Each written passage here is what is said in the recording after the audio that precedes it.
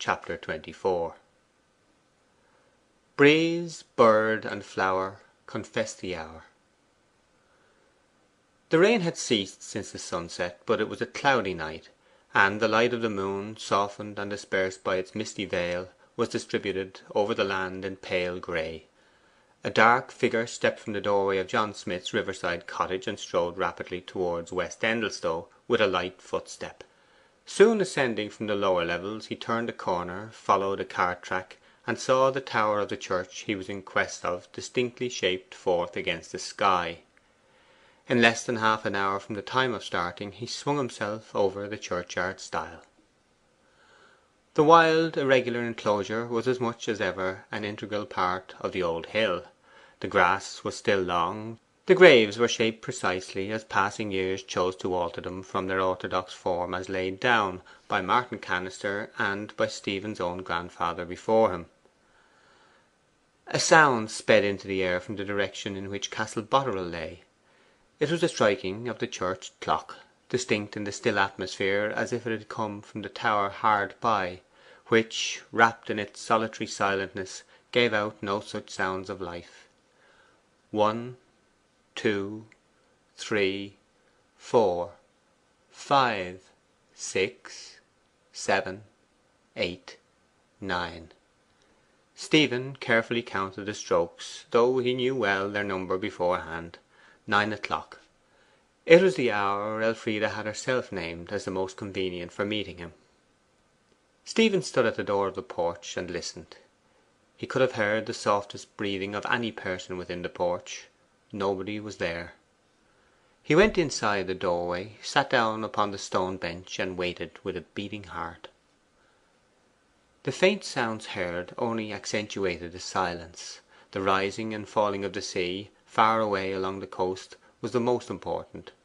A minor sound was the skirr of a distant night hawk. Among the minutest, where all were minute, were the light settlement of gossamer fragments floating in the air, a toad humbly labouring along through the grass near the entrance, the crackle of a dead leaf which a worm was endeavouring to pull into the earth, a waft of air getting nearer and nearer and expiring at his feet under the burden of a winged seed. Among all these soft sounds came not the only soft sound he cared to hear, the footfall of Elfride. For a whole quarter of an hour Stephen sat thus intent, without moving a muscle. At the end of that time he walked to the west front of the church. Turning the corner of the tower, a white form stared him in the face. He started back and recovered himself. It was the tomb of young farmer Jethway, looking still as fresh and as new as when it was first erected, the white stone in which it was hewn having a singular weirdness amid the dark blue slabs from local quarries, of which the whole remaining gravestones were formed. He thought of the night when he had sat thereon with Elfride as his companion, and well remembered his regret that she had received, even unwillingly, earlier homage than his own. But his present tangible anxiety reduced such a feeling to sentimental nonsense in comparison, and he strolled on over the graves to the border of the churchyard, whence in the daytime could be clearly seen the vicarage and the present residence of the Swancourts. No footstep was discernible upon the path up the hill, but a light was shining from a window in the last named house. Stephen knew there could be no mistake about the time or place, and no difficulty about keeping the engagement. He waited yet longer, passing from impatience into a mood which failed to take account of the lapse of time. He was awakened from his reverie by Castle Boterel clock. 1, 2, 3, 4, 5, 6, 7, 8, 9, 10. One little fall of the hammer in addition to the number it had been sharp pleasure to hear, and what a difference to him! He left the churchyard on the side opposite to his point of entrance, and went down the hill. Slowly he drew near the gate of her house. This he softly opened, and walked up the gravel drive to the door. Here he paused for several minutes. At the expiration of that time the murmured speech of a manly voice came to his ears through an open window behind the corner of the house. This was responded to by a clear soft laugh. It was the laugh of Elfride. Stephen was conscious of a gnawing pain in his heart. He retreated as he had come. There are disappointments which wring us, and there are those which inflict a wound whose mark we bear to our graves. Such are so keen that no future gratification of the same desire can ever obliterate them. They become registered as a permanent loss of happiness. Such a one was Stephen's now. The crowning aureola of the dream had been the meeting here by stealth, and if Elfride had come to him only 10 minutes after he had turned away, the disappointment would have been recognizable still.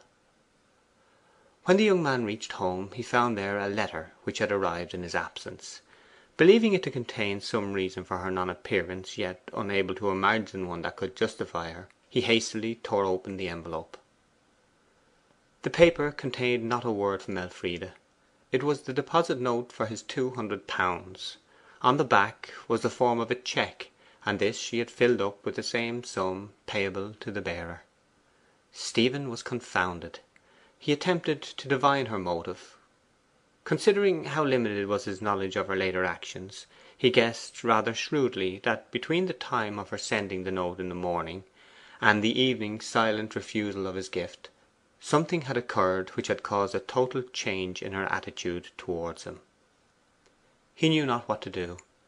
It seemed absurd now to go to her father next morning, as he had purposed, and ask for an engagement with her, a possibility impending all the while that Elfride herself would not be on his side. Only one course recommended itself as wise: to wait and see what the days would bring forth, to go and execute his commission in Birmingham, then to return, learn if anything had happened, and try what a meeting might do. Perhaps her surprise at his backwardness would bring her forward to show latent warmth as decidedly as in old times. This act of patience was in keeping only with the nature of a man precisely of Stephen's constitution.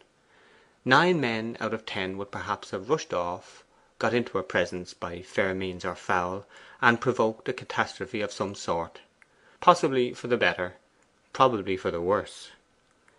He started for Birmingham next morning.